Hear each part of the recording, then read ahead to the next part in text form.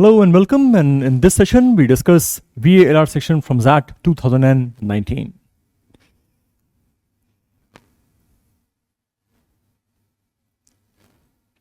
Alright, first question.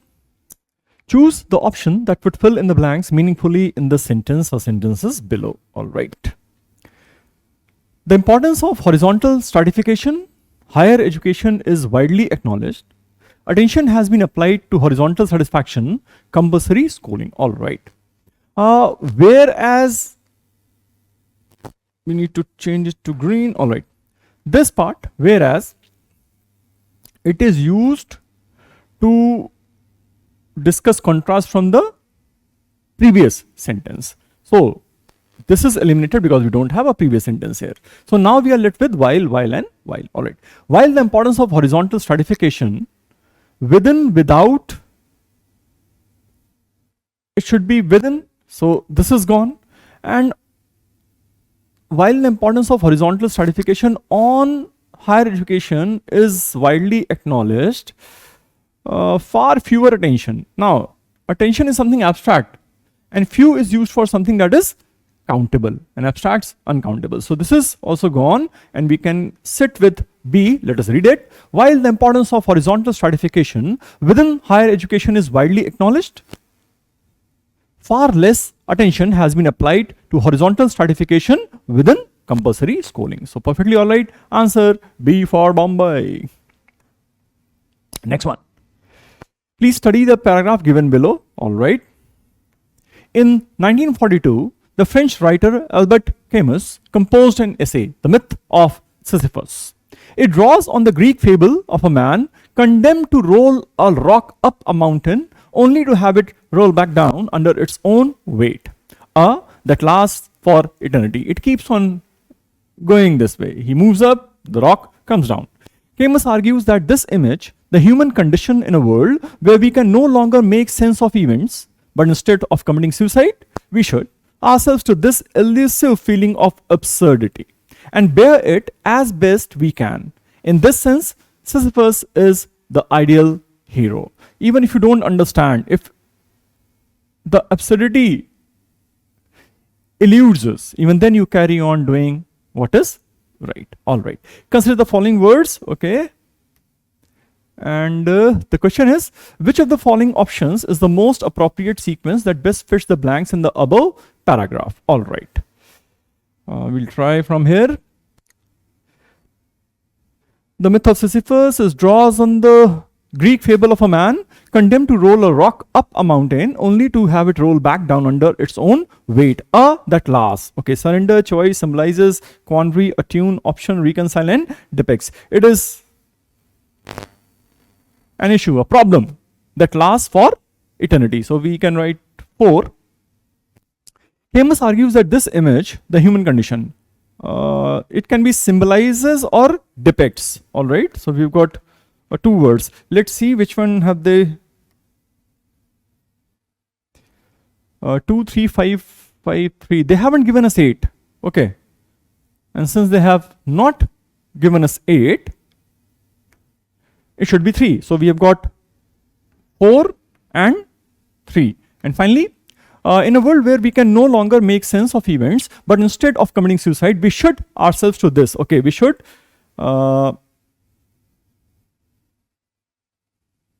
you have surrender or reconcile. I think 4, 3, 7. Because again, you don't have 1 as the option with 4 and 3. So answer for this one is 4, 3, 7. So it involved a bit of smart work here and there. Fine, because if you just get filling it by just looking at the words, chances are there will be confusion. Anyway, answer E, 4, 3 and 7. Next one, study the first sentence and then identify from among the options given the closest antonym of the highlighted word in the second sentence. All right. It's conventional wisdom that procreation between first cousins is unhealthy. Okay, it's conventional wisdom that procreation between first cousins is unhealthy. It's taken to be granted, it is a given. Okay. But what are the actual genetic risks? Okay, tangible something that can be measured, quantified maybe. Relative, abstract, hard, and unfounded. Now, if it is conventional, it is basically a given standard, and something that is the antonym from the given options of standard is unfounded, has no base at all. So answer for this one is E. Carefully read the following para. Who could resist the idea of remembering everything they wanted to? That would be amazing. अगर सब याद रहे यार क्या बात है. बुरा भी हो सकता है, सब याद रहेगा तो कुछ बुरी यादें भी. Without trying.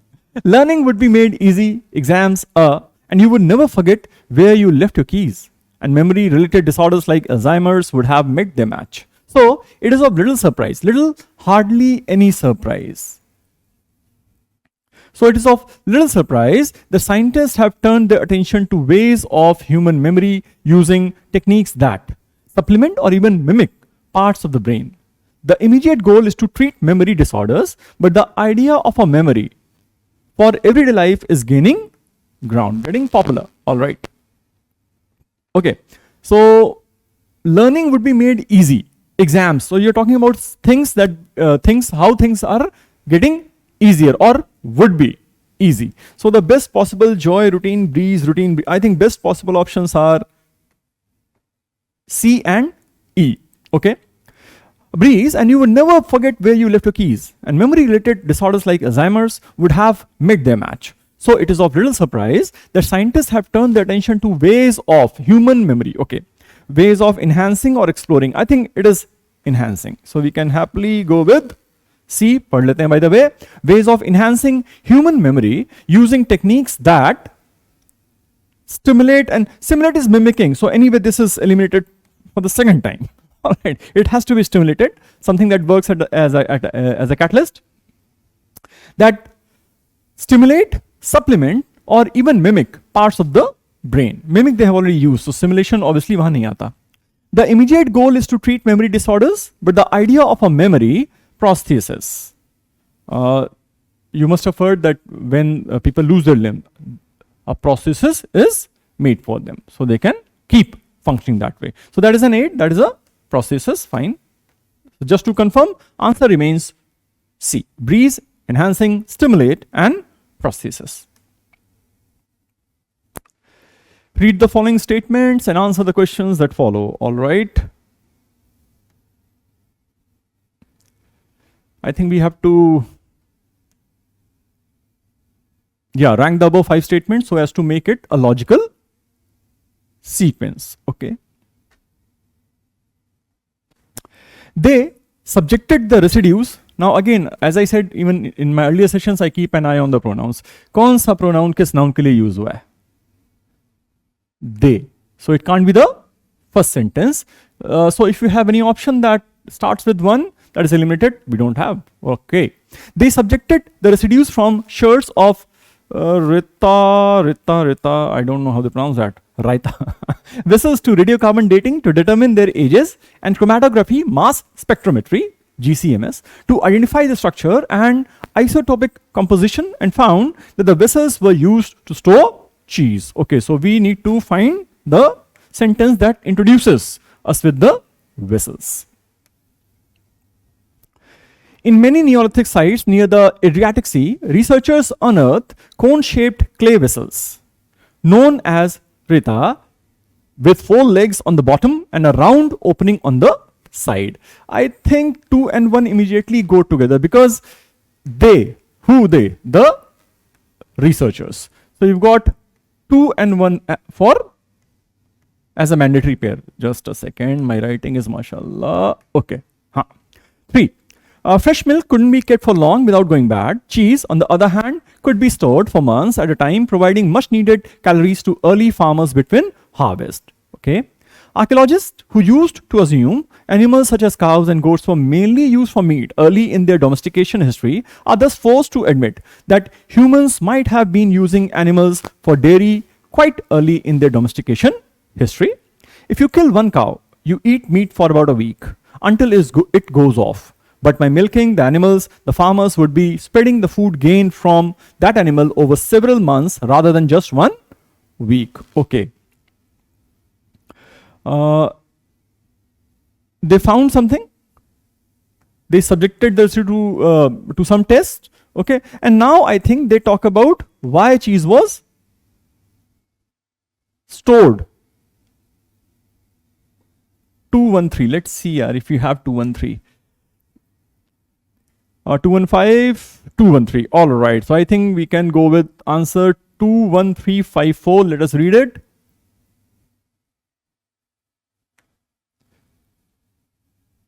Two, 1, 3, 5, and 4. I think we have done well.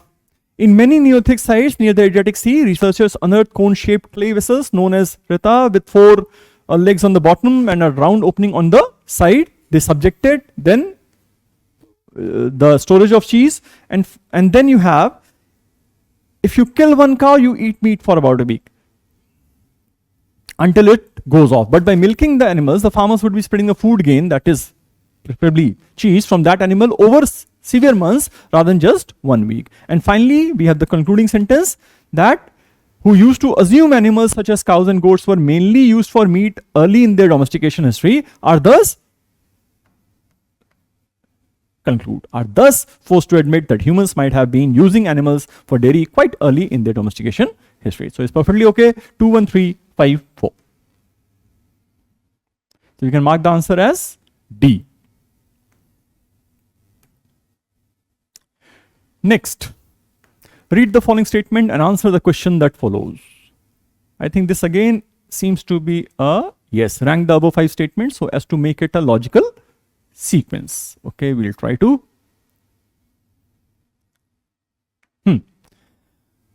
An in-depth exploration of the Indian case and case studies of early adopters of mobile technology will provide spectrum managers a pragmatic, that is a practical and modern approach whereby they could utilize their resources efficiently and optimally. Okay, even as spectrum management regimes are moving from a command and control regime to a flexible use regime, new technological developments are suggesting that there are significant opportunities in managing large swathes of spectrum as common property resource in addition to flexible use. Political legacies and market realities in different regimes pose unique challenges for spectrum managers who must negotiate a tricky path to the land promised by technological possibility.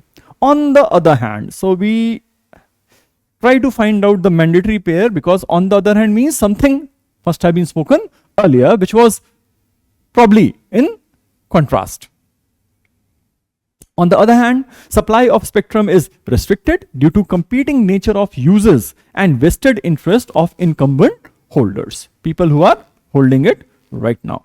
The demand for spectrum has never been so accurate, as today's communication services extend beyond simple voice to complex data and video, augmented by evolving technologies such as peer-to-peer sharing, social networking, 4th and 5th generation networks, big data, and cloud computing.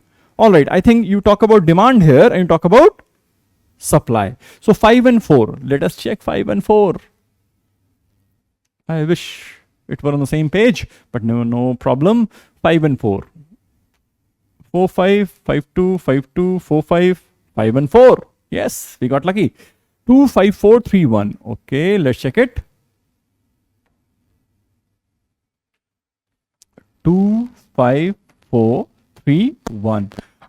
If you observe, with parajumbles, you keep an eye on pronoun, you keep an eye on articles a, an, or the. Sentences that have a and an, they come before the sentences that have the, if they are being used for the same noun, that is.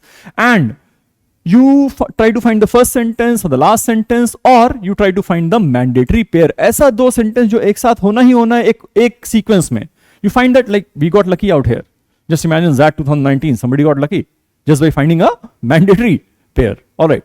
We introduce with 2, even as spectrum management regimes are moving from a command and control regime to a flexible use regime, new technological developments are suggesting that there are significant opportunities in managing large swathes of spectrum as a common property resource in addition to flexible use.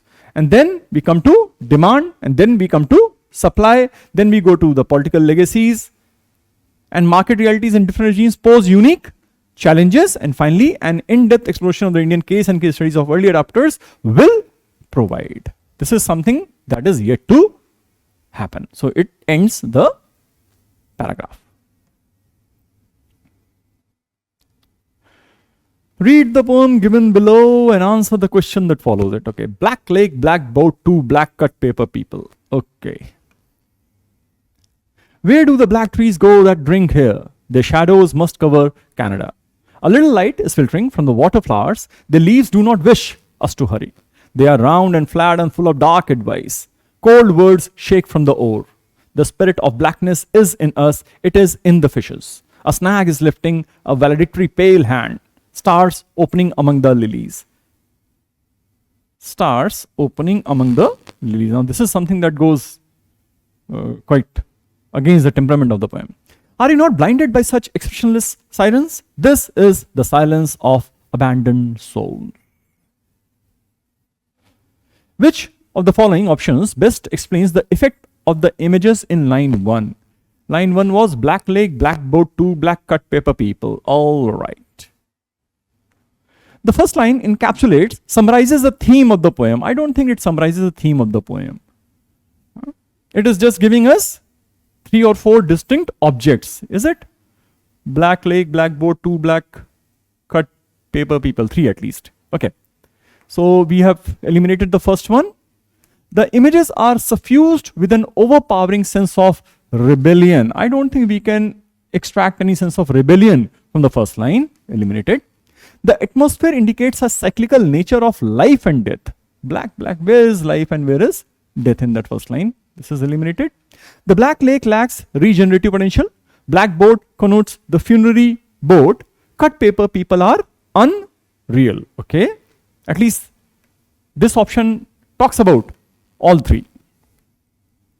The repeated use of black suggests evil. It may, but not from the first line. So we can go with D. It talks about 3 distinct objects in the first line itself. So answer is D for Delhi. Which of the following options presents a convincing evaluation of the line stars opening among the lilies? That was going totally against the temperament of the poem. It was all black and suddenly there was light. The stars are flowers in the sky and the flowers in the lake are stars in water. Totally irrelevant. The ethereal light of the stars gets reflected among the lilies. It is not about the reflection, I suppose, but we kind of hold it. The spirit of blackness does not hinder the appearance of beauty in nature, which is symbolic of hope blossoming in the soul. All right, I think this is a better one. The mirror images, the words above and overlap. Lilies purify the dark into light. No, they do not convert dark into light and symbolized in and by stars. I think now we get back to B and C. I think more than reflection, it is the spirit of blackness does not hinder the appearance of beauty in nature, which is symbolic of hope blossoming in the soul. So we can go with C as the answer.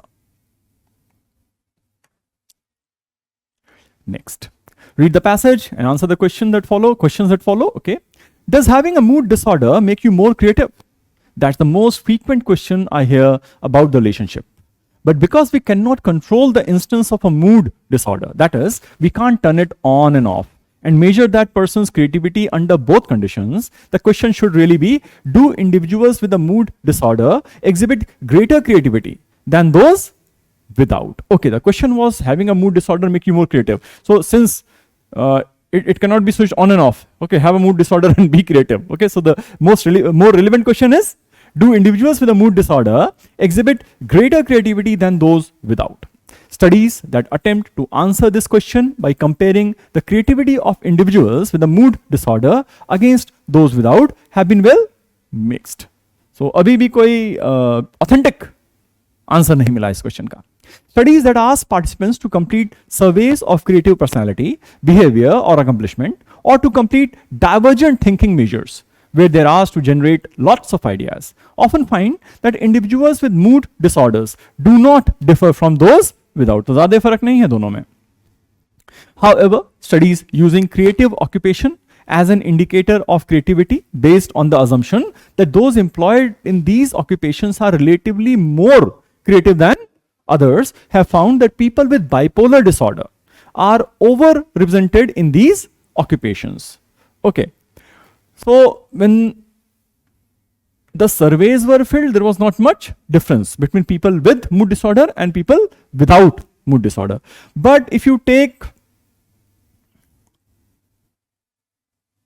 studies using creative occupation as an indicator, okay, then they found that people with bipolar disorder are overrepresented in these occupations. Occupations that require creativity, there people with bipolar disorder were found in greater numbers.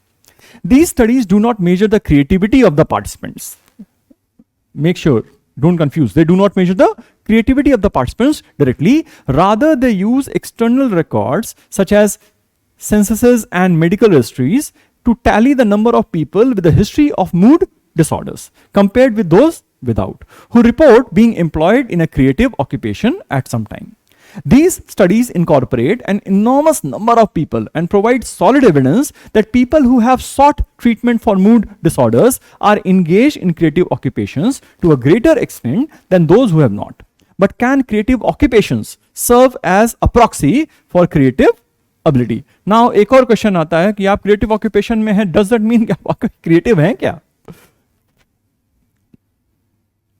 The creative occupations considered in these studies are overwhelmingly in the arts, which frequently provide greater autonomy, independence, and less rigid structure, which means they are flexible than the average 9-to-5 job.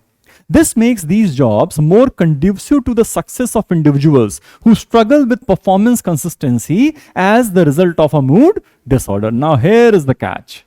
It's not necessary that people working in these occupations are creative, but yes, they can function better in jobs that are not rigid, that are more flexible. And that is why maybe their numbers are higher in such jobs. The American psychiatrist Arnold Ludwig has suggested that the level of emotional expressiveness required to be successful in various occupations creates an occupational drift, and demonstrated that the pattern of expressive occupations being associated with a greater incidence of psychopathology is a self-repeating pattern. Chalte rehta hai khud hi. For example, professions in the creative arts are associated with greater psychopathology than professions in the sciences. Whereas within creative arts, now you are coming within creative arts. Professions, architects exhibit a lower lifetime prevalence rate of psychopathology than visual artists. And within the visual arts, abstract artists exhibit lower rates of psychopathology than expressive artists. Therefore, it is possible that many people who suffer from mood disorders gravitate towards these types of professions regardless of creative ability or inclination. It is more about performance on the job. Next one. Go through the following. Mood disorders do not lead to creativity. The flexibility of creative occupations makes them more appealing to people with mood disorder. Mood swings in creative professions is less prevalent than in non-creative professions. Okay, which of the following would undermine, I hope अब तक आप समझ गए होंगे, weakens the passage's main argument. Okay, mood disorders do not lead to creativity. This is what the author has been trying to tell us. So this does not weaken. So anything that has one is eliminated. All right. The flexibility of creative occupations makes them more appealing to people with mood disorder. This also, the author is very clearly trying to mention that people work there because the jobs are more flexible, not that people are more creative out there. So anything that contains two is also eliminated. I think mood swings in creative professions is less prevalent than in non-creative professions. If you say this, then it goes against what the author is trying to tell us. Answer is 3 only. Next, all of the following can be inferred from the passage except. Now you need to be very careful about two words, not and except. Out here they've used except. So the question is, all of the following can be inferred from the passage except, which means of the given options, all can be inferred except one, and that one is your answer. Fine? Okay, bhai. Individuals with mood disorder often do better in creative job profiles than in regular 9-to-5 jobs. Seems okay? So let us eliminate this. In creative professions, people with mood disorder are more creative than those without mood disorders. ये देखते हैं यार. Mood disorder is more prevalent among people in creative occupations than in non-creative occupations. Yes, more prevalent. They are overrepresented anyway, so this is eliminated. An architect is more likely to have mood disorder than a botanist. I think this can be picked from this part. ये हम यहां से उठा सकते हैं. Creative arts are associated with greater psychology than professions in the sciences. So it said an architect is more likely to have mood disorder than a botanist. All right. तो arts वाले बंदे के पास ज्यादा है बट साइंस के मुकाबले. So this is also inferred. Okay. An abstract painter is less likely to have mood disorder than an interpretive dance performer. All right, this can also be picked from the last one.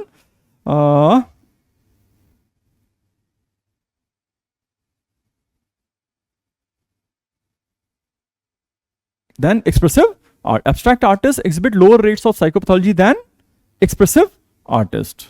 Okay. Fine. So this is gone. This was gone. We are left with. No, this was also gone. We are only left with B. That is, in creative professions, people with mood disorder are more creative than those without mood disorder. They are just there in larger numbers. Doesn't mean they are more creative. So this cannot be inferred. Hence answer B for Bombay. Next. Which of the following will make the author's contention in the passage fallacious? Again, we are trying to weaken the author's contention. Everyone in a mental asylum is potentially a great artist. Yes, mood disorder है, हो सकता है भाई creative हो. Never know. Patients in mental asylum prefer time-bound repetitive jobs. No, actually the entire passage discusses they prefer jobs that are flexible. So I think we have got the answer. Creative geniuses never end up in mental asylum.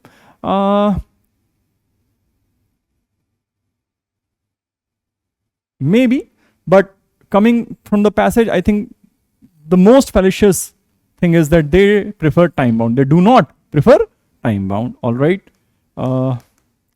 D. Those with a creative spark will land up in a mental asylum. Chances are high.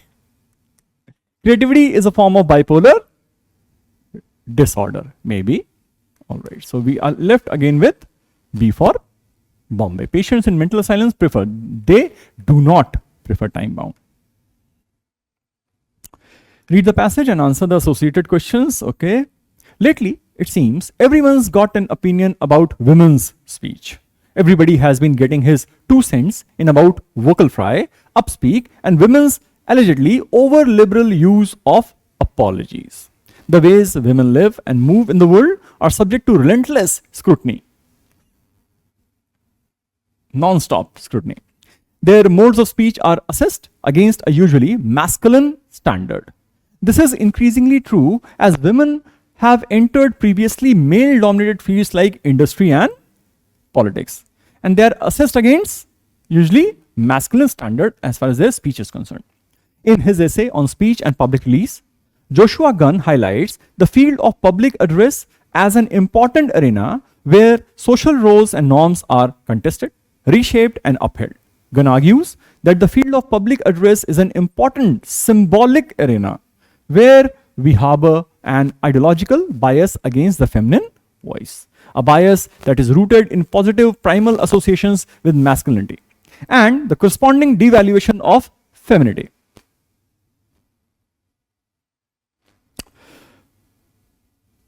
The voice that constrains and nags, the mother, the droning Charlie Brown school teacher, the wife.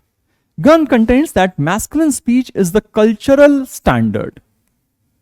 It's what we value and respect. The low pitch and assertive demeanor that characterize the adult male voice signify reason, control, and authority suitable for the public domain. You know how some people talk like they are very serious and with a deep voice. हमने कहा प्रधानमंत्री जी से ऐसा कर दिया उन्होंने. And you like, oh, this guy knows a lot of stuff. And then you got something who is screaming in a very shrill and low pitch voice and say, इसको कुछ नहीं आता है. So voice does play a role. Women's voices are higher pitched, like those of immature boys, and their characteristic speech patterns have a distinctive cadence that exhibits a wider range of emotional expression. Women speak with a lot of emotional expressions. In Western cultures, this is bad, really, because it comes across as uncontrolled. We associate uncontrolled speech, the cry, the grunt, the scream, and the yap, with things that happen in the private domestic spheres, both coded as feminine. Men are expected to repress, control passionate emotional speech. Gunn explains, precisely because it threatens norms of masculine control and order. The notion of control also relates to the cultural ideal of eloquence. Eloquence is your ability to speak persuasively. Language ideologies in the US are complex and highly prescriptive, but not formal or explicit. They are internalized by osmosis from early observations of adult language use, criticism from teachers, that is, telling little girls not to be so bossy, and boys to act like gentlemen, and sanctions imposed by peers. These norms become most obvious when they are violated. जब ये rule तोड़े जाते हैं तब ये और चमक के सामने आते हैं. When men fall off the control and reason wagon, they suffer from it. Gunn recalls Howard Dean's infamous 2004 I have a scream speech. I have a dream है Martin Luther King Jr. का, इन्होंने I have a scream बताया, in which Dean emitted a spontaneous high-pitched screech of joy after he rattled off a list of planned campaign stops. The rest, as they say, is history. Women face a different dilemma. How to please like a woman and impress like a man. How to please like a woman and impress like a man. Women in the public sphere have historically been expected to perform femininity, and they usually do this by adopting a personal tone, giving anecdotal evidence, using domestic metaphors, and making emotional appeals to ideas of wifely virtue and motherhood. Gunn arrives at the conclusion that eloquence is essentially code for values associated with masculinity, saying performances of femininity and are principally vocal and related not to arguments but to tone, not to appearance but to speech, not to good reasons but to sound. This implies that the ideology of sexism is much more insidious, harmful, much more deeply ingrained than many might suppose. The good thing about doing reading comprehension exercises is that you come to know about a varied kind of, how should I put it, information, data, articles. You keep, if you do 100 passages, you are reading 100 different things, and it all adds a lot of value. Only and only if you can remember the passages that you have read. Most of the times, you are just too busy trying to find the answer, and hence, if you are asked, "Oi, kya padha abhi?" maybe you have lost it. But if you remember it, it gives you a lot of information. Which of the following statements, if true, is contrary against the ideas developed in the passage? The idea is that masculine voice depicts control, whereas female voice is more about emotional expression. Okay. Women in their communicative behavior are said to prefer a high involvement style, and men a high considerate style. This is not contrary, to sahi ja raha hai. High involvement style.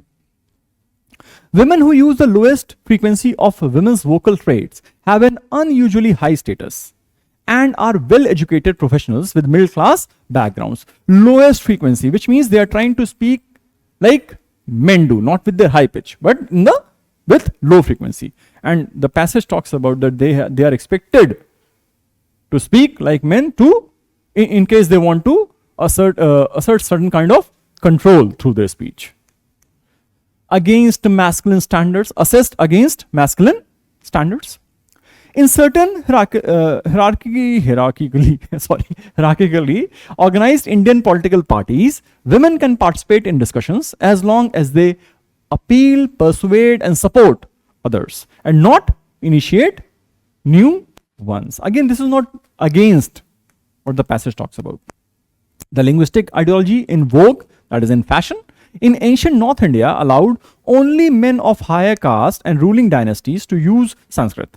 Women and servants spoke Prakrit or Pali. Now, thing is, this is out of scope of the passage.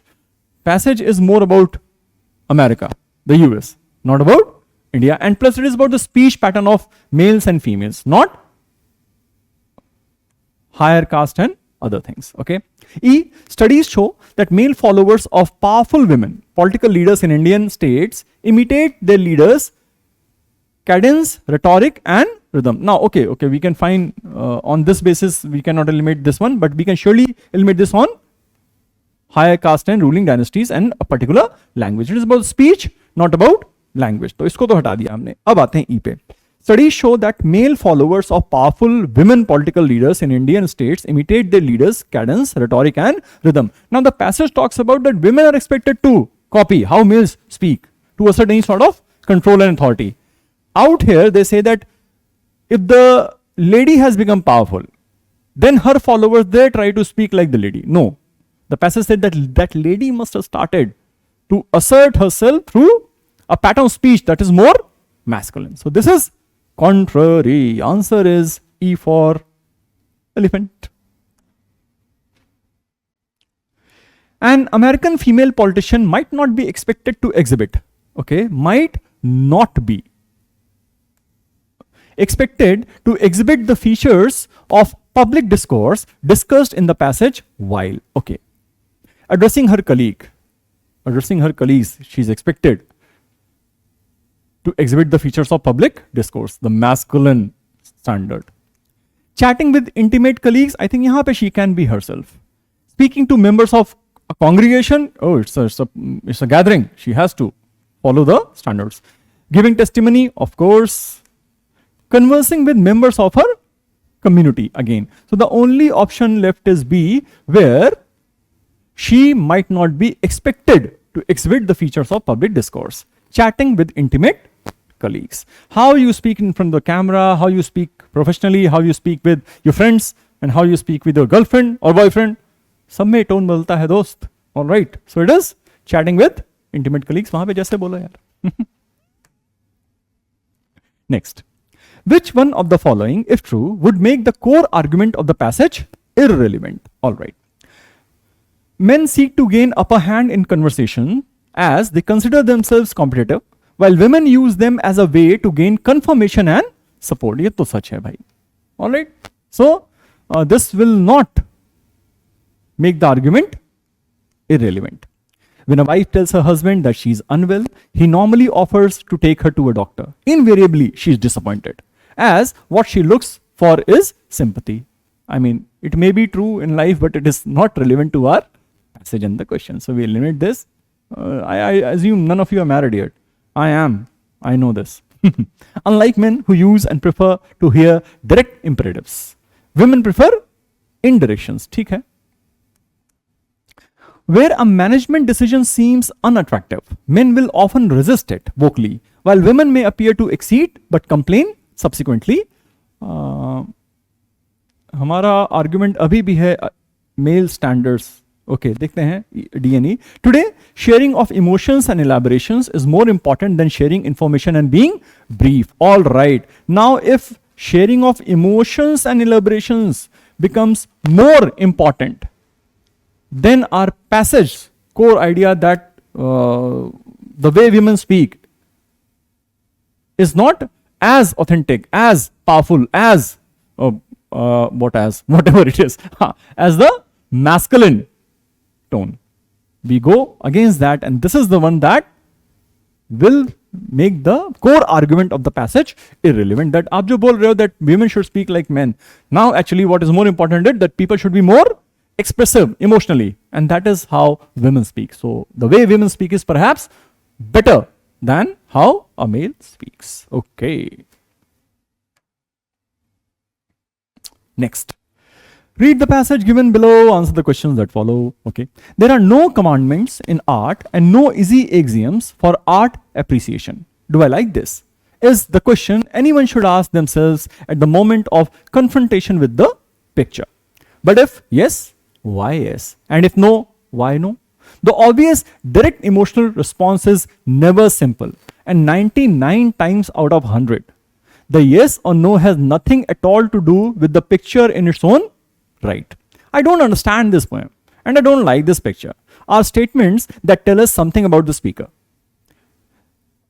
This is the, I like this author. That should be obvious. But in fact, such statements are offered as criticisms of art, as evidence against, not least because the ignorant, the lazy, or the plain confused are not likely to want to admit themselves as such. You don't like something, have you put enough effort to understand that? The author says लोग आलसी हो चुके हैं, बेवकूफ हैं, उनको समझ नहीं आता है और सिंपली बोलते हैं हमको ये पसंद नहीं आया. All right. Ignorant, lazy or the plain confused. और मानेंगे भी नहीं कि हम ignorant हैं या lazy हैं या confused हैं. We hear a lot about the arrogance of the artist, but nothing about the arrogance of the audience. The audience, who have given no thought to the medium or the method, will glance up, flick through, chatter over the opening chords, then snap their fingers and walk away like some monstrous Roman tyrant. This is not arrogance, of course. They can absorb in a few moments and without any effort the sum of the artist and the art. ये arrogance नहीं है. Maybe उनको बिल्कुल एक पलक झपकते ही सब समझ में आ जाता है. Admire me is the subtext of so much of our looking.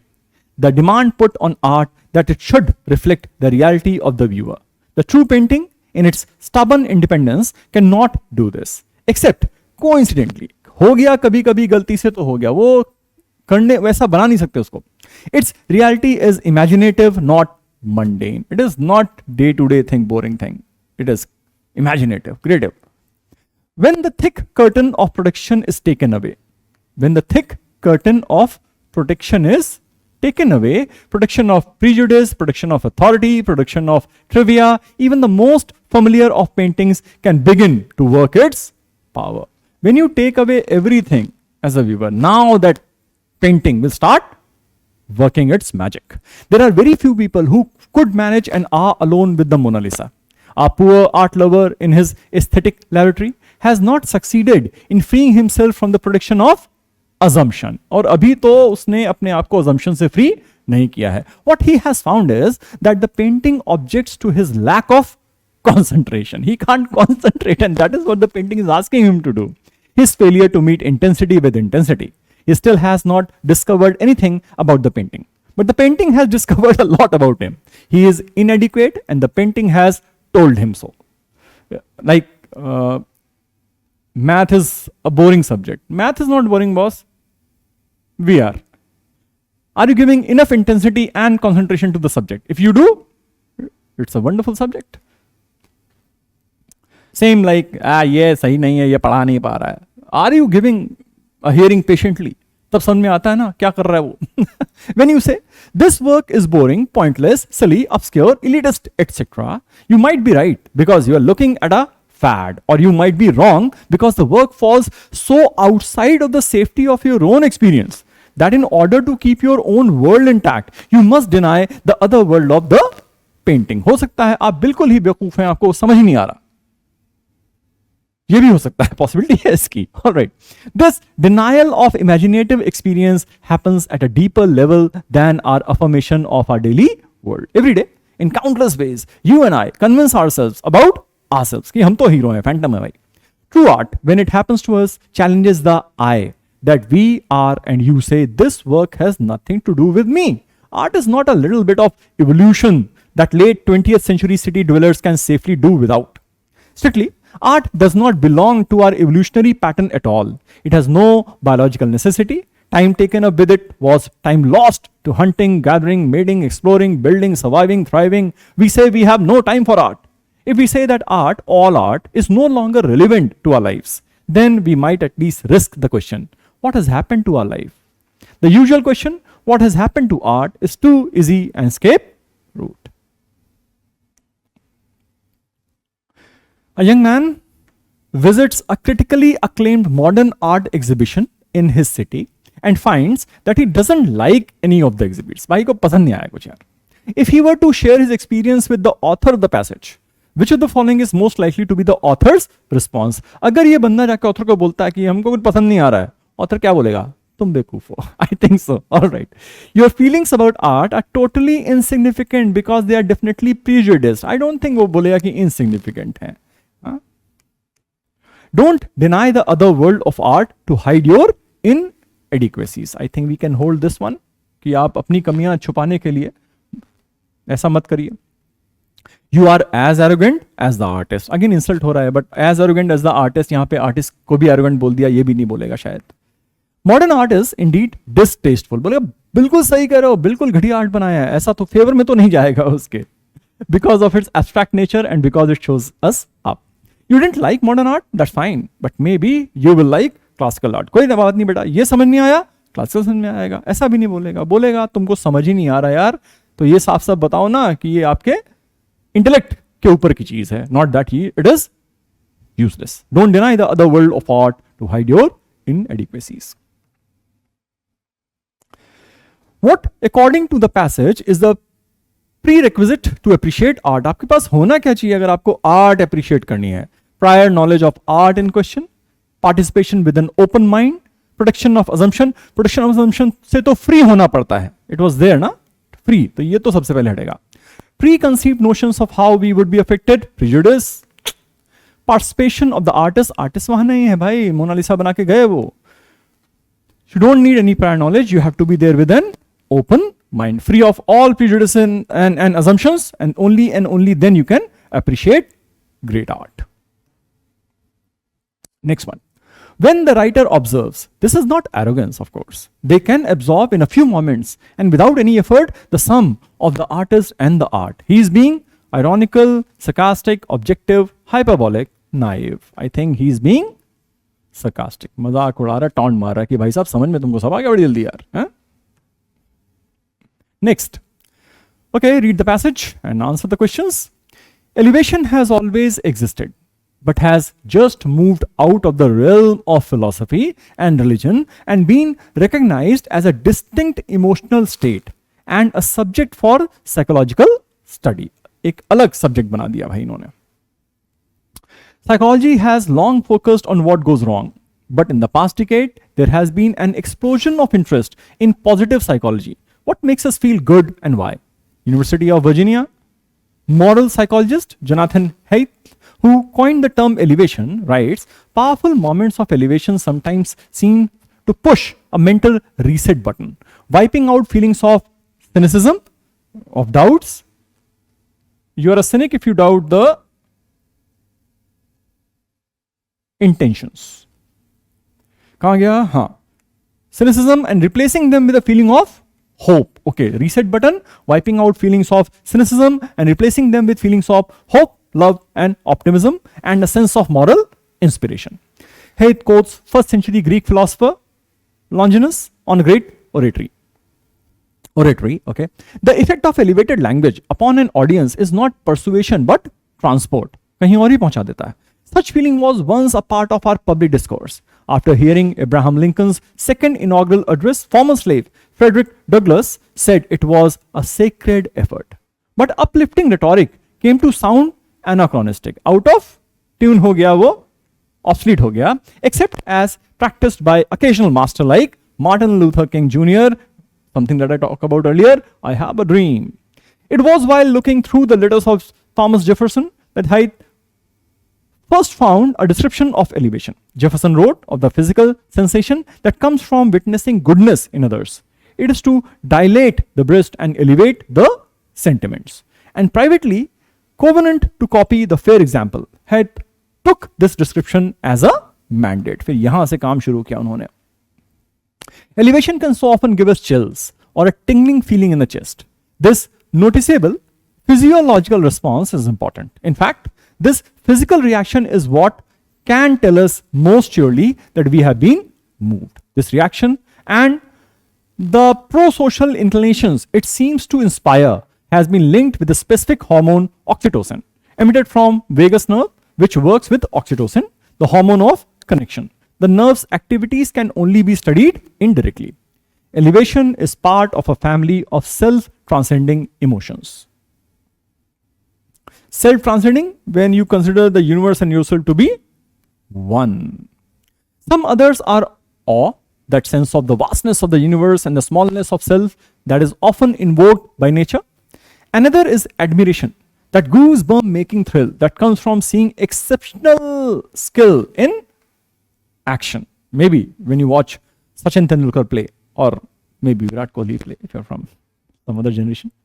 While there is very little lab work on the elevating emotions, there is quite a bit on its counterpart, that is disgust. इस पे बहुत काम हुआ है. It started as a survival strategy. Early humans needed to figure out when food was spoiled by contact with bacteria or parasites. Now this is something that mummy gives us to do. खुद नहीं check करेगी, हमको देती है, सुन के बताओ खराब हो गया क्या? अरे हो गया, हटा दो यार, हम बेहोश हो जाए. Early humans needed to figure out when food was spoiled by contact with bacteria or parasites. From there, disgust expanded to the social realm. People became repelled by the idea of contact with the defiled, maybe who did not fit the definition of a proper body, or by behaviors that seem to belong to lower people. Disgust is probably the most powerful emotion that separates your group from other groups. All right. So elevation comes from family of self-transcending emotions. Disgust उल्टे चले जा रहा है. Hadith says disgust is the bottom floor of a vertical continuum of emotion. Hit the up button and you arrive at elevation. Another response to something extraordinary in another person can be envy. Admiration हो सकता है और envy भी हो सकता है, with all its downsides. Envy is unlikely, however, when the extraordinary aspects of another person is a moral virtue, such as acting in a just way, bravery and self-sacrifice and caring for others. इनसे इस तरह से आप envy नहीं करते हैं. All right. Which of the options below is false? Okay. Elevated language is highly persuasive. It is persuasive, yes, and it transports. Okay.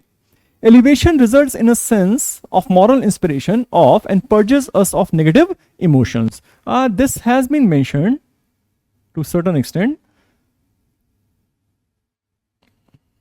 Reset button, wiping out feelings of cynicism and replacing them with feelings of hope. ठीक है, it may.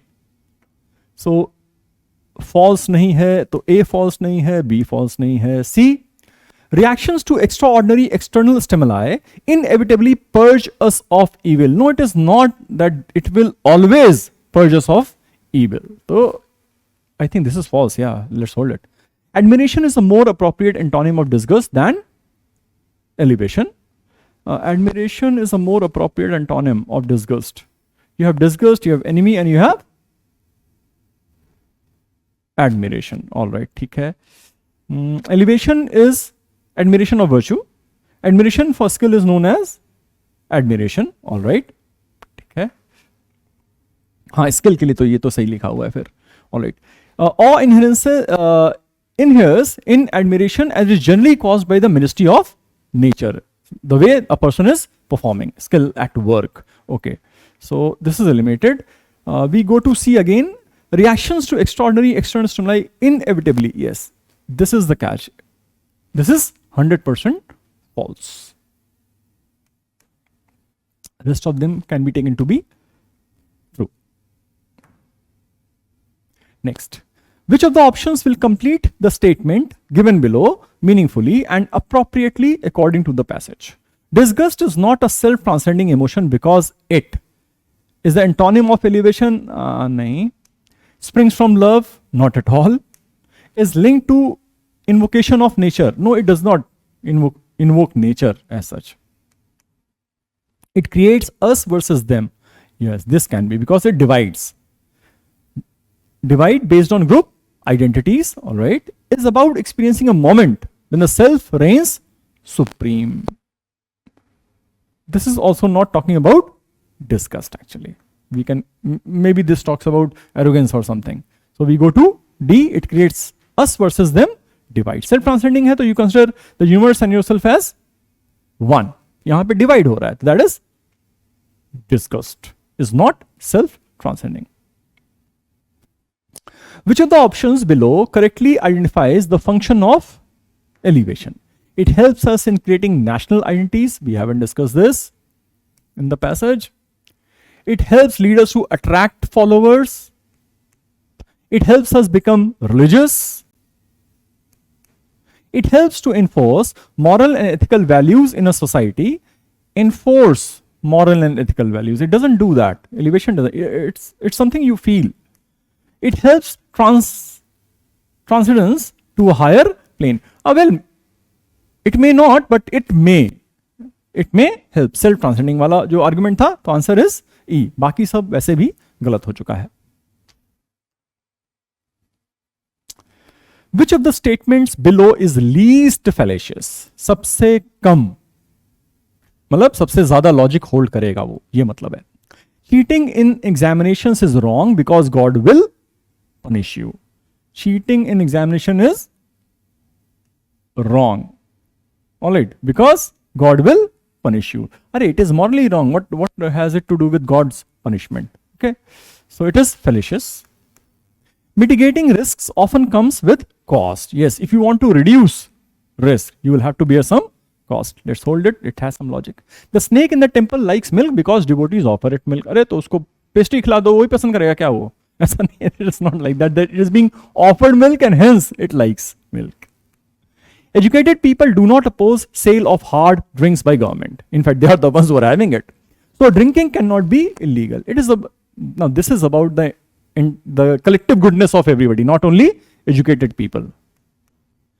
Marlon Brando, the Godfather, I'll make you an offer you can't refuse, was such a great actor because everyone liked him. No, everyone liked him because he was such a great actor. हटाते हैं, B पे चलते हैं. Only logical sentences. Mitigating risks often comes with costs. Which option does not reflect relationship implicit in emendation and alter? Okay, this is question based on analogy. Emendation, it is basically making correction in a text.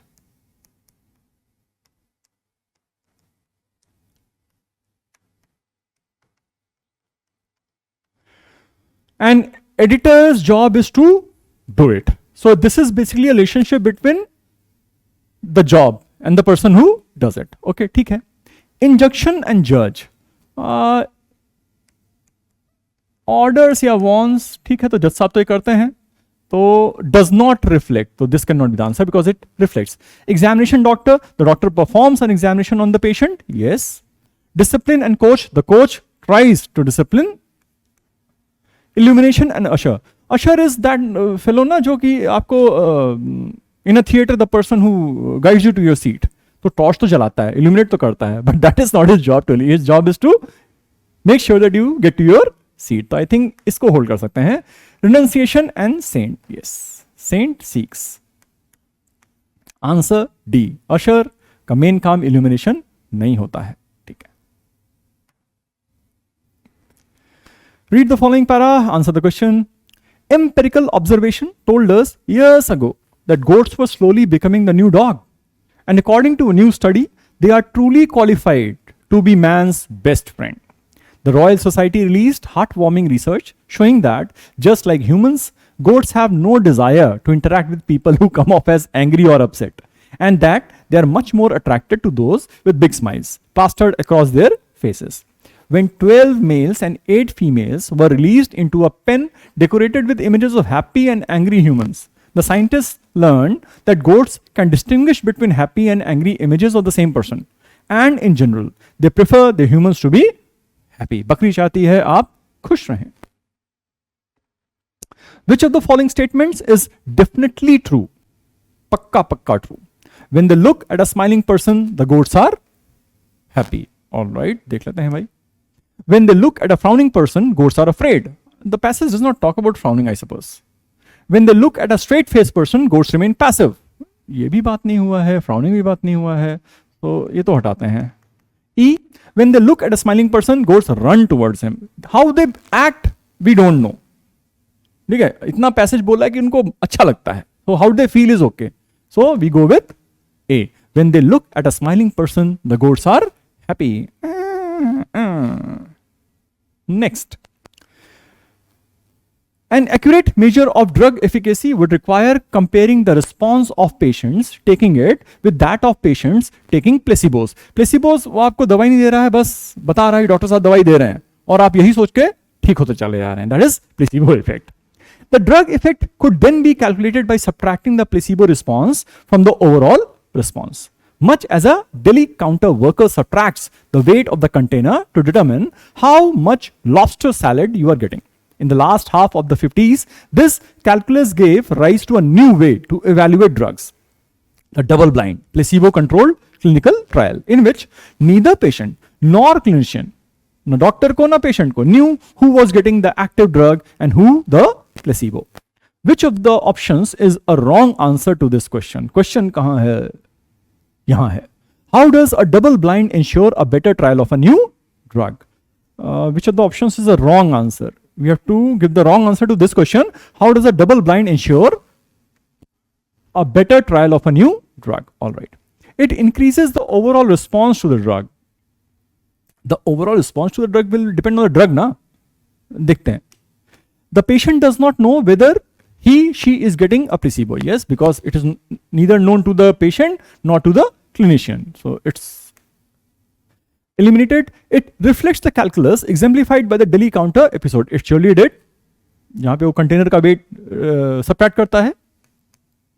The clinician cannot pick and choose patients to whom placebos can be administered. Yes, he doesn't know it. It gives rise to an unbiased testing of drugs. Yes, surely. So answer is A. It increases the overall response to the drug. The overall response to the drug depends on the drug, not to this experiment. Alligators are freshwater reptiles. However, people have come face to face with them in mud in a salt marsh in Georgia.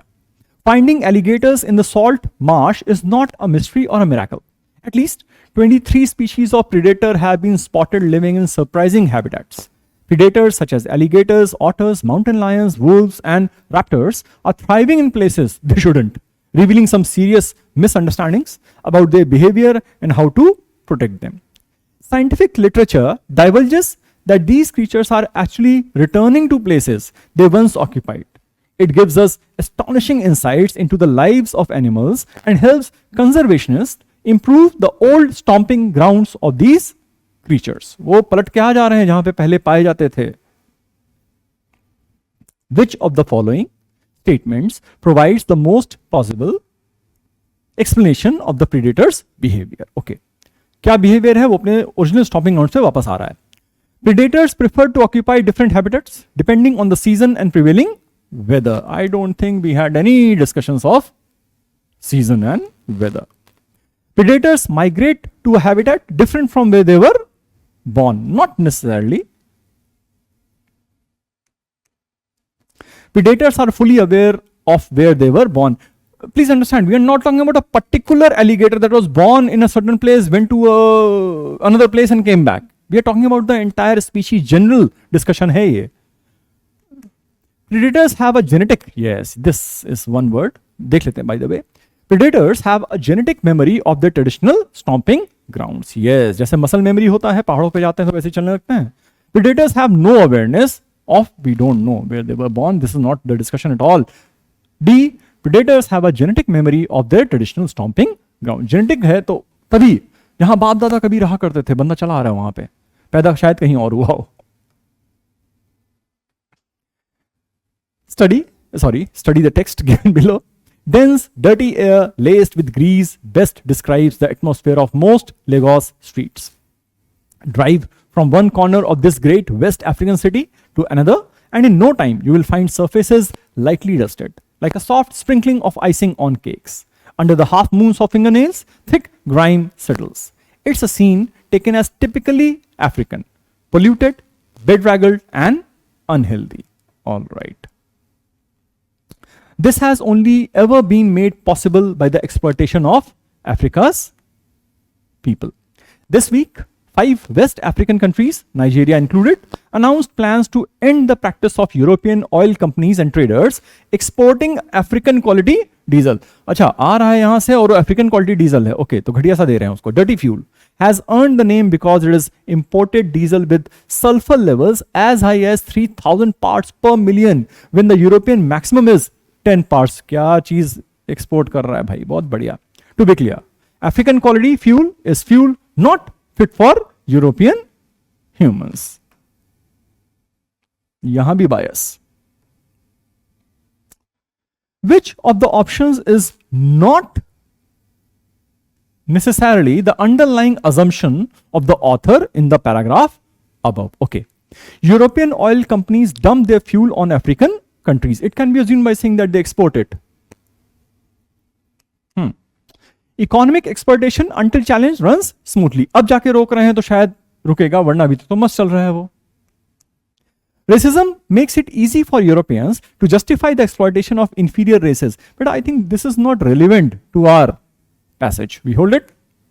Sorry, this one. D. Typically, African cities today are not fit for human habitation. Typical Africa, bed-raddled and all those words they have used. Dirty.